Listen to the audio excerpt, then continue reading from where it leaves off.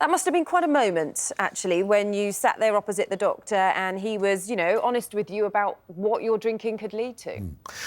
That was a shocking moment. In a way, it was the second most shocking moment, though. The first came on the first day of filming when, you know, for the first time ever, I was forced to use one of those apps which measure how much you were drinking. And the first day's filming, I went to see my football team. I had 4 pints of Guinness on a Saturday lunchtime, or Saturday morning, in fact, before this game. Then I went to a friend's 40th birthday party in London.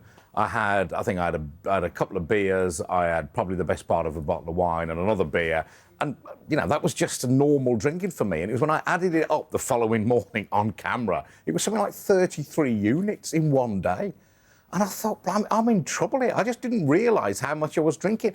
And really, superficially, I had no bad effects from it. It didn't affect me. I was kind of too good at it. I don't get hangovers. I don't fight. I don't wake up with strangers. You know, I don't drink during the day. I don't drink alone. All these things I didn't do. And I thought, well, I'm fine. But in fact, it was a very heavy drinker without realising it.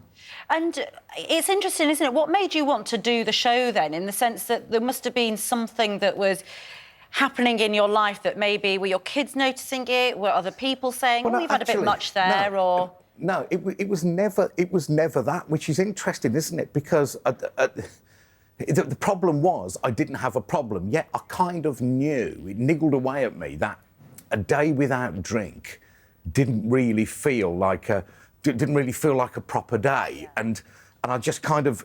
I was just aware that I kind of needed it. I thought, well, why do I need it? Why do I need even those 1 or 2 pints early evening? Why, if I had a party, say, tonight, right, with 100 of my best friends from school onwards there, why would I be looking forward to it less if I couldn't drink? You know, I just think... Yeah. I just thought it was a bit odd, and I thought, hang on, I'm 51 now. I've been drinking since I was 15. It's always been a massive part of my life. I see people drinking all around me. I thought, just what is it all about? And also, but briefly, sorry to ramble on, I saw a poster arriving at Manchester one Sunday evening. It was for AA, actually. And it was a picture of a park bench, and it said, just because you don't sleep on one of these doesn't mean you're not an alcoholic. And I thought that was a good point, well made, because mostly you see films about alcoholism or alcohol dependence, and it's people drinking Pernod in the morning, falling over, going to hospital, being sick, and the rest of us look at it and go, oh, that's not me. Yeah. Therefore, I'm all right. Well, perhaps we're not all right. And also, Adrian, you know, you are the friendly, brummy bloke on the telly who talks about football. You've got a successful career. And I suppose the point you're making is that you can have all of those things and still have that thing niggling away in your mind.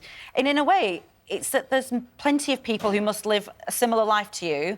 And I suppose that's what you're saying. Drinkers like me is the name of your... Yes, that was the idea. It was only at the last minute we thought of that title, actually, but it's a good one, isn't it? Yeah. Because I think there's a lot of people will recognise themselves. And my point is, I don't want to be some killjoy, because despite the news we've just had with this thing that was in the Lancet today, I just think there are benefits to it, and, you know, it's a controversial thing to say. I'm not saying give up completely, just really kind of think about what you're drinking. So, for instance, and I'm glad I can't see it, you've got those 100 units worth of alcohol there. Show that again. Right. OK, but I'm looking at that now. I'm looking at all the drinks I've had in my life, and I'm thinking, how many of those drinks did I really want or need or enjoy? And how many was just habit?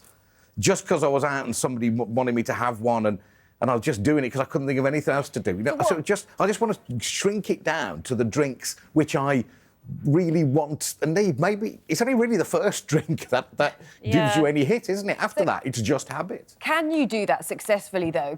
Are you able to kind of cut down? Because there are those who say, you know, just go teetotal. And we've got this research that's out today. There is no safe limit to alcohol consumption. Going teetotal is the only way to avoid risking your health. Yeah, I think...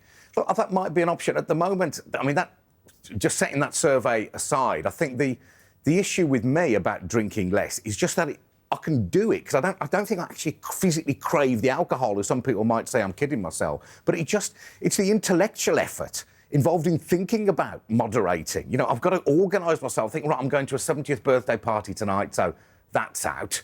So that's in a pub in Worcestershire, right? So I've got to drink there. Then tomorrow's Saturday, all right, but West Brom aren't playing, so I won't go to the game, so I can probably not drink then. Sunday might not drink. All the thought then process Monday I'm seeing around something. it. Do you know what I mean? Yeah, it's just exhausting trying to organise myself. Well, and Adrian, so you lay all this bare. Thank you so much for talking to us.